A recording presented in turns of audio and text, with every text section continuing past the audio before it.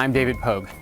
1 year ago, this is what I wrote in the New York Times about Microsoft's Zune music player. What exactly is the point of the Zune?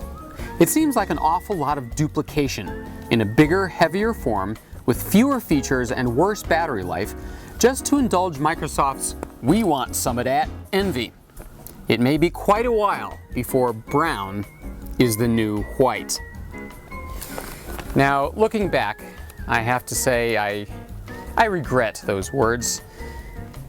I should have been much harsher, because the original Zune was a real clunker. This week, in the Times, I reviewed the new Microsoft Zune, or Zunes I should say, because there's more than one of them. This is the 80 gig model. Its capacity, price, and screen resolution are aimed at the 80 gig iPod. And this is what I like to call the Zune Nano, because it's meant to mimic last year's iPod Nano. The new Zunes are smaller and better than last year's Zune, although they're not smaller or better than the current iPods. But they do have some unique features all their own. For example, wireless syncing. You come home, you put the player in the optional dock, and it automatically downloads the latest songs and podcasts from your Windows PC as it charges. The earbuds on the 80 gig model are a better, more comfortable fit.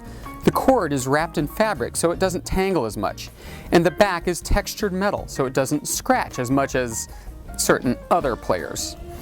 And this new little control dial is awesome. Not only can you click the sides or click the middle for OK like on an iPod, but when you rub it, you can zoom through lists. It's really ingenious.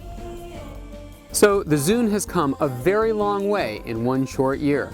About the only iPod feature it's missing is the games, and the alarm clock, and the stopwatch, and the world clock, and the password-protected volume limiter, the calendar, the address book, the notes module, the hard drive mode, and the battery life. 19 hours with the wireless on versus 30 hours for the iPod. Then there's the new Zune Store.